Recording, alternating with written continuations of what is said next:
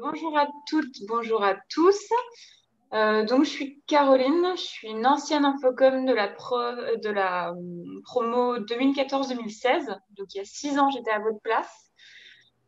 Aujourd'hui, je suis community manager pour les studios Disney. Donc, vraiment Disney hors Disneyland Paris. Rapidement, quand j'ai quitté Infocom, je suis partie en bachelor événementiel à Rennes en alternance et j'ai fini Master 1, Master 2 à Sub de Pub à Paris en alternance. Je suis diplômée depuis 1 an. Avant d'être chez Disney, j'étais chez Warner Bros. Sur Community Management, Social Media aussi. Et depuis janvier, je suis chez Disney en Community Manager pour les réseaux Disney. Voilà, je vais vous parler aujourd'hui de ce que je fais moi au quotidien pour Disney, de comment ça s'articule, comment on s'est arrangé aussi quand on n'a plus de films à sortir, comment on fait pour quand même animer nos réseaux, nos pages. Pour commencer, je vais vous faire un point sur Disney sur les réseaux sociaux. Aujourd'hui, sur Facebook, on a 7 pages principales à animer, ce qui est pas rien. Avec les 2 pages Disney, dont une qui s'appelle Walt Disney Studio, qui est sur 37 millions d'abonnés, et l'autre page qui est Disney FR avec 52 millions d'abonnés. Walt Disney Studio, c'est vraiment la page promo des films. On n'a rien d'autre dessus. On l'active que quand il y a des films qui sortent. Alors que Disney FR, il est activé très régulièrement, toutes les semaines, tout le temps. Disney Pixar, qui est dédié uniquement à l'univers Pixar, Monstres et compagnie, des choses comme ça, qui est sur une base de 14 millions d'abonnés. Les Princesses Disney, qui est à la base une filiale qui n'existait pas. Et puis l'univers des princesses étant tellement riche sur Disney, on a décidé de créer une page, une destination spécialement pour ça, qui monte aujourd'hui un peu plus de 8 millions d'abonnés, donc qui fonctionne assez bien. On a ensuite la Reine des Neiges. Alors là, c'est l'exemple type d'un succès qui fait qu'on est obligé d'en créer une page. La Reine des Neiges qui aujourd'hui a 23 millions d'abonnés, donc une très grosse page, très active chez Disney. Et dernièrement, on a accueilli Marvel et Star Wars sur les pages FR et belge, avec respectivement 32 et 19 millions d'abonnés. Donc ça, c'est uniquement pour Facebook. Donc ça fait déjà pas mal de gros chiffres. Disney, c'est aussi Instagram avec le compte global Disney FR avec un peu plus de 500K abonnés. C'est aussi le compte Marvel qui est animé tous les 2 jours, quand Disney l'est tous les jours, avec un peu plus de 100K abonnés, donc une grosse page aussi avec une grosse communauté sur Marvel. Et sur Twitter, on a Disney FR avec un peu plus de 700K de followers, Marvel avec un peu plus de 380K et Star Wars avec un peu plus de 200K qui sont, voilà, Marvel et Star Wars sur Twitter sont des très grosses communautés, très réactives et très speed, très réactives quand il s'agit de commenter que Disney c'est pas géré Star Wars. Donc on fait aussi de la modération de la bonne modération sur ces 2 pages-là parce qu'on a souvent des soucis avec les fans de Star Wars. À gauche, là, vous voyez, c'est un exemple du feed Insta Disney. Donc, vous voyez qu'on met un peu de tout. On met autant de la Reine là, on a de la Reine des Neiges ici. On va avoir des vieux films type Pocahontas, Cendrillon, du Pixar avec Monstres et compagnie. On a un petit Marvel là en hommage. Voilà. Donc, on a vraiment un peu tout sur le compte Disney Insta. Ce compte Disney, Insta et tous les autres, ils s'animent grâce à ce qu'on appelle du contenu froid. C'est du contenu qui perdure dans le temps. C'est pas de la promo de film, c'est pas quelque chose qui est daté. Et ce contenu froid, c'est ce qui nous permet d'animer au quotidien nos pages. C'est nous qui décidons. En fait, on a une base de données avec plein de visuels. Et puis, on décide ce qu'on veut poster tel jour selon un calendrier qui est défini. Euh, Ce calendrier, c'est quelque chose qu'on crée à l'année.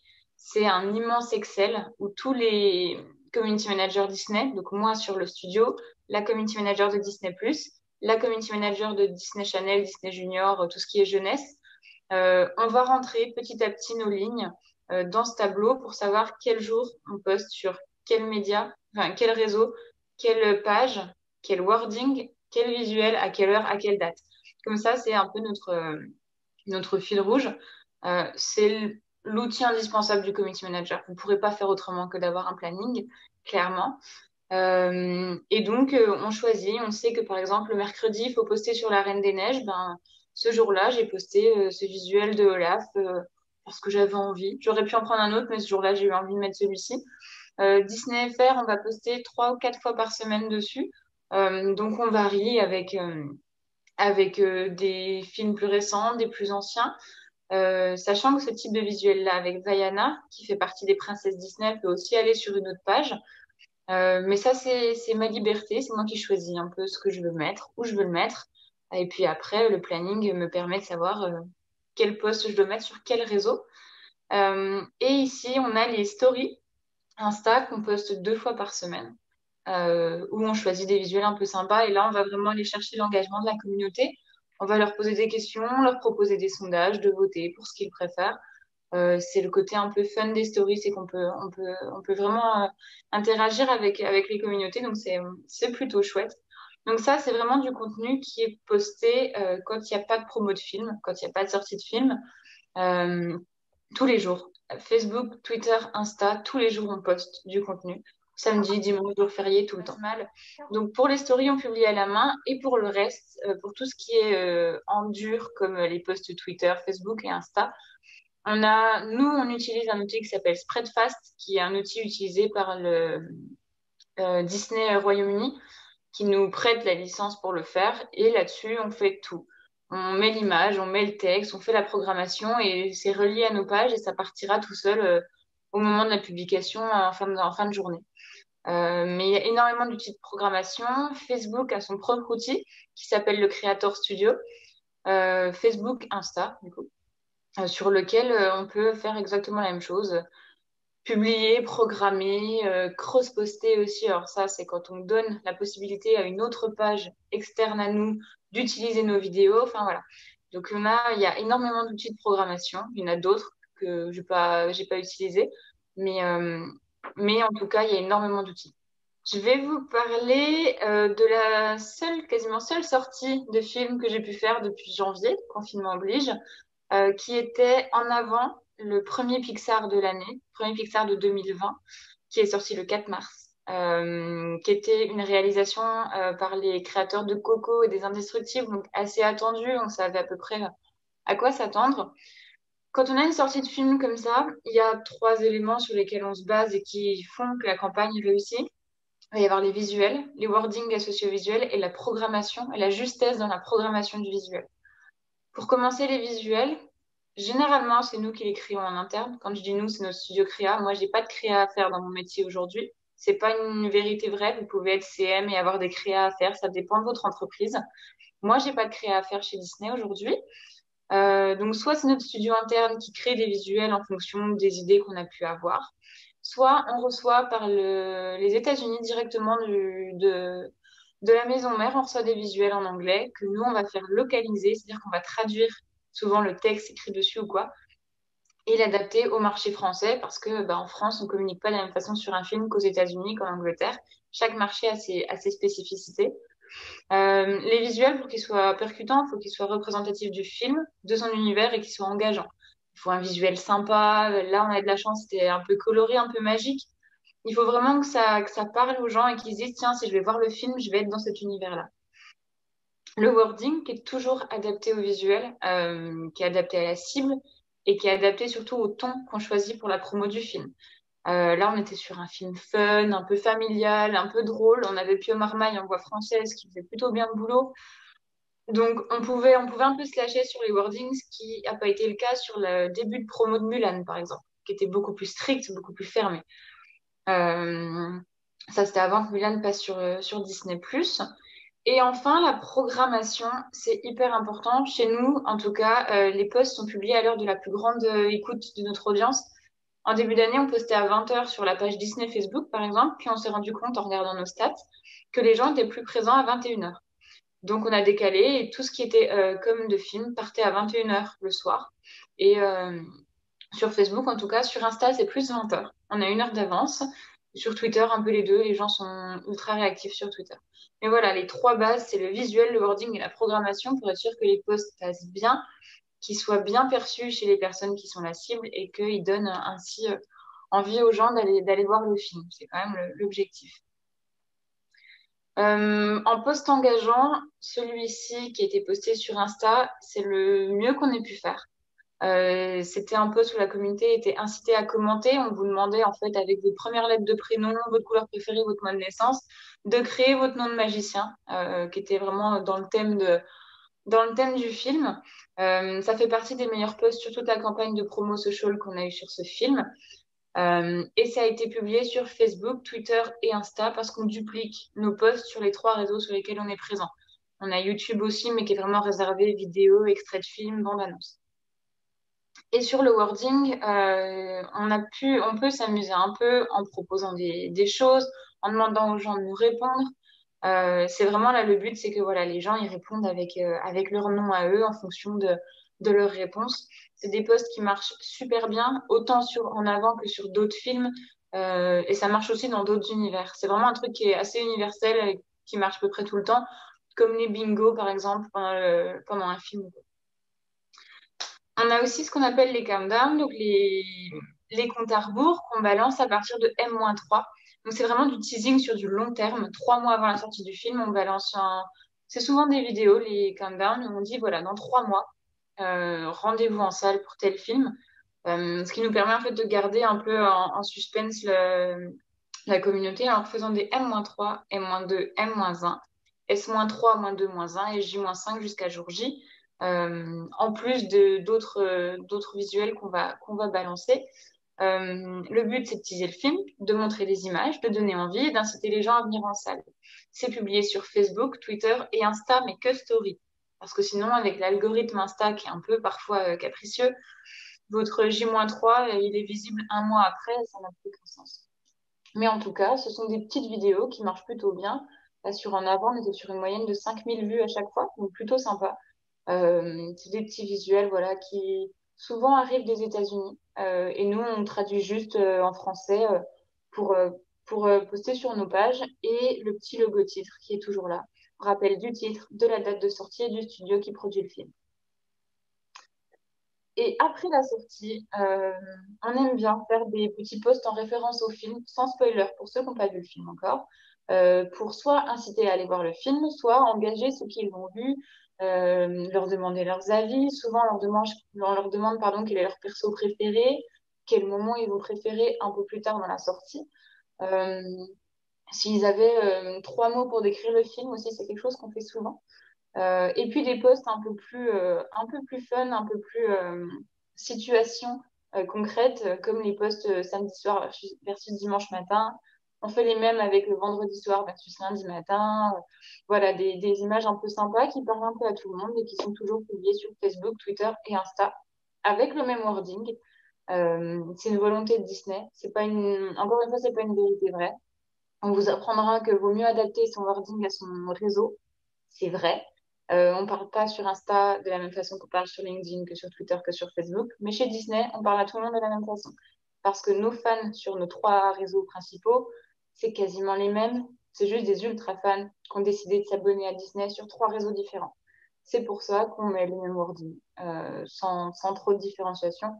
Et jusqu'à maintenant, ça a fonctionné. Si un jour on se rend compte que ça fonctionne moins bien, peut-être qu'on adaptera. Mais pour le moment, ça fonctionne comme ça. Mais c'est pas une vérité. Et enfin, quand on sort un film, on en adapte les couvertures sur les réseaux sociaux, que ce soit Facebook, Twitter et YouTube. Si c'est avant la sortie du film, on aura un bandeau avec la date de sortie du film. Si c'est après la sortie, on aura un bandeau avec marqué actuellement au cinéma. Ça permet aux gens qui arrivent sur la page de directement savoir ce que Disney sort en ce moment et d'avoir une idée soit de la date de sortie, soit de se dire, bon, tiens, ils peuvent aller voir ce film-là qui est aujourd'hui en salle. Et enfin, là sur le mock-up, c'est le bandeau actuel, euh, qui est un des bandeaux qui est resté le plus longtemps en couverture, parce qu'on sort pas d'autres films. Donc là, il y a la dispo en téléchargement, VOD, DVD, Blu-ray, tout ce qui peut être disponible. Normalement, ça reste 2 semaines un bandeau comme ça, et après un nouveau film arrive à l'affiche. Là, on n'a pas de nouveau film pour le moment. Le seul film qu'on a sorti depuis la rentrée, c'est Les Nouveaux Mutants sur Fox. Donc Fox, c'était une autre page que Disney. Mais sinon, on n'a rien sorti d'autre. Donc pour le moment, c'est encore En Avant qui est en couverture. La ligne édito, je vous en parlais un peu tout à l'heure. Il faut faire attention à ce qu'on poste, à ce qu'on publie. La première chose chez Disney, c'est le vouvoiement et l'inclusion. C'est-à-dire qu'on ne tutoie personne. Il n'y a pas de familiarité. C'est du vouvoiement, sauf dans les citations, si un personnage utilise le tutoiement. Et tous les wordings sont en écriture inclusive. C'est quelque chose qui s'est mis en place quand je suis arrivée. J'ai commencé à le faire naturellement et c'est resté. Aujourd'hui, voilà, ça nous paraît normal. Voilà. Euh, Disney et Elsie, pas le droit de parler de nourriture, de grignotage, de sucreries, ou très peu. Euh, C'est-à-dire que, pour vous donner une idée, j'ai voulu faire un post pour la journée mondiale du donut. Ils m'ont dit non, on ne fait pas ce genre de choses-là, c'est pas Elsie, c'est pas Disney. Donc voilà, on ne parle pas de ça. L'authenticité, chaque citation qu'on va publier en wording est vérifiée par un service en interne à la virgule près, mise entre guillemets, suivie du nom du personnage qui la prononce. Donc il n'y a vraiment pas le droit à l'erreur sur les citations. Et puis les fans, de toute façon, ne laissent pas passer une erreur sur les citations Disney. Et enfin, l'uniformisation, c'est ce que je vous disais il y a 2 minutes, le wording d'un post est le même sur tous les réseaux sur lesquels le post est publié. Et enfin, chez Disney, on a aussi parfois, même souvent maintenant, des concours et des OP spéciales. Là, vous avez le petit concours organisé lorsqu'on a atteint les 500K d'abonnés sur Disney Insta. Les statuts qui marchent super bien. Dès que c'est une figurine, une statue de Disney, que ce soit Mickey ou un autre personnage, ça cartonne. Donc voilà, c'est une façon aussi de remercier les communautés d'être toujours présentes, de continuer à s'engager auprès de Disney. Et aussi des OP spéciales avec des mises en avant de produits dérivés. Là, c'est le cas pour Mandalorian pour la 2e saison qui arrive. Alors, moi, je gère pas le community management de Disney+, c'est une autre community manager. Mais sur les pages Star Wars que moi, je gère, on relaye de l'info Mandalorian. Donc, on relaye aussi là, les produits dérivés. C'est pas les mêmes cibles. On est plus sur des personnes qui viennent juste parce qu'ils sont fans de l'univers Star Wars et de l'édito. Là, c'est des gens qui vont chercher à collectionner des objets, des choses comme ça. Donc, on est sur une cible un peu différente. Mais ça marche toujours bien et c'est toujours assez efficace. Mais encore une fois, là, vous voyez que le wording qui a été développé pour les produits dérivés de Mandalorian, c'est pas moi qui l'ai choisi. En fait, ma seule liberté, entre guillemets, de créativité, c'est les wordings du contenu froid. C'est les wordings des contenus type Olaf et Vaiana, que vous avez vu tout à l'heure. Et les wordings de promotion de film, mais qui sont toujours validés par le chef de produit en charge de la sortie du film et par le social media manager qui est hiérarchiquement au-dessus de moi. Donc en fait, ma seule liberté, moi, entre guillemets, c'est de choisir le visuel que je veux pousser et que je vais, moi, publier sur les réseaux. Mais là, typiquement, le post avec bébé Yoda, tout m'est arrivé tout cuit dans les mains, le visuel, le wording, le lien, j'avais plus qu'à poster. Euh, c'est donc très normé, tout est les process sont rodés, respectés à la lettre, parce que Disney, oui, on vend de la magie, on vend des paillettes, mais on reste quand même un peu décorrélé des gens, on est un peu loin et on reste un peu au-dessus. Il faut pas non plus qu'on soit trop pote avec les fans. En gros, c'est un peu le discours. Donc, euh, donc c'est beau, c'est plein de paillettes, mais c'est aussi très, très strict. Et enfin, c'est aussi un peu le propre du métier de community manager, l'organisation, la rigueur. S'il n'y a pas ça, c'est un peu le souk sur les pages et à la moindre erreur, de toute façon, on a les fans qui nous sautent à la gorge. Ouais, alors on est trois community managers. Donc moi sur la partie studio, une community manager pardon, sur Disney Plus entièrement, parce qu'il y a énormément de boulot, et une community manager sur la partie jeunesse, Disney Channel, Disney Junior et National Geographic qui vient de rejoindre les équipes. Et on a une alternante qui nous aide un peu là au milieu. Et au-dessus de nous, hiérarchiquement, il y a un social media manager et influence manager qui, lui, va gérer la stratégie, tout ce qui va être stratégique quand moi, je vais être sur l'opérationnel. Donc, c'est lui qui va décider de l'orientation du thème de la promo d'un film. C'est lui vraiment qui va être sur les questions d'ordre strat quand moi, je vais être juste sur la publication des éléments. Une journée type, il n'y en a pas beaucoup des journées types, que ce soit en com global ou dans le milieu de CM. Mais il y a des petites missions qui se répètent. Le matin, moi, le premier truc que je fais en arrivant, c'est d'ouvrir mon planning pour savoir ce que je dois faire aujourd'hui concrètement. Mon planning, il est ouvert tout le temps sur l'ordi. Euh, et c'est ce qui me permet de me dire, bon, bah, allez, ce matin, il faut que je programme sur Star Wars, Marvel, Princesse, du Facebook, du Twitter, de l'Insta. Je vais suivre ça, je vais suivre mon déroulé. Et puis après, c'est la tête dans l'email parce qu'il y a toujours des choses qui arrivent. Ça va être, on a souvent des réunions sur les films qu'on sort, savoir quel visuel on va pousser. Est-ce que, tiens, ça pourrait être sympa de faire un visuel vendredi soir versus lundi matin en cours. On pourrait faire un visuel pour, là, il y a la fête des grands-mères et dans le film, on a une grand-mère super attachante. Est-ce qu'on ferait pas quelque chose?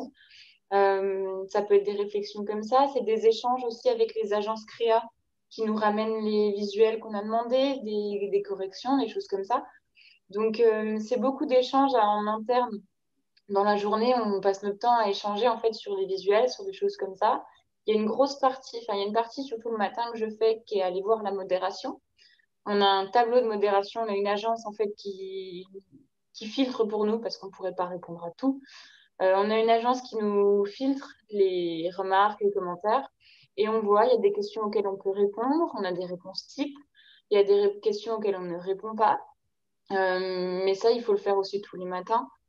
C'est important parce que ça fait partie aussi de l'image que Disney renvoie à l'extérieur. Donc le matin, ouais, c'est ouverture du planning, programmation, modération, et l'après-midi, c'est un peu place au suspense, quoi. C'est qu'est-ce qui va tomber par mail, qu'est-ce qu'on va m'annoncer, qu'il va falloir que je mette en place tout de suite ou plus loin. Il y a aussi un peu de reporting sur les stats des postes, des choses comme ça. Mais c'est aussi mon travail de se dire, bah, tiens, ce poste-là, bizarrement, il n'a pas bien fonctionné. Peut-être que ce film ne l'appelait pas, du coup, on va moins en mettre. Ou de dire, ben, ça fonctionne super bien, ce type de visuel fonctionne bien. On va en poster plus, d'analyser un peu comment réagissent les communautés sur nos différents posts. Et puis sur les opérations spéciales, là, on fait un extract des stats pour avoir une idée. Souvent qu'on envoie au Royaume-Uni pour que eux, ils aient une idée aussi de ce qui se passe sur le marché français. Le peu qu'on utilise, ça va être l'engagement, qui est chez Disney, en tout cas, la mesure principale, c'est de savoir comment les gens réagissent, s'ils engagent, s'ils commentent, s'ils partagent. Donc ça va être ça va être quand même le nombre de likes qui est important. Et le reach quand même, de savoir, enfin reach, pas tant reach, plutôt même impression. Combien de fois, nous, notre publication, elle est apparue sur un écran, combien de fois on a été visible. Euh, donc ce serait c'est engagement, like et impression.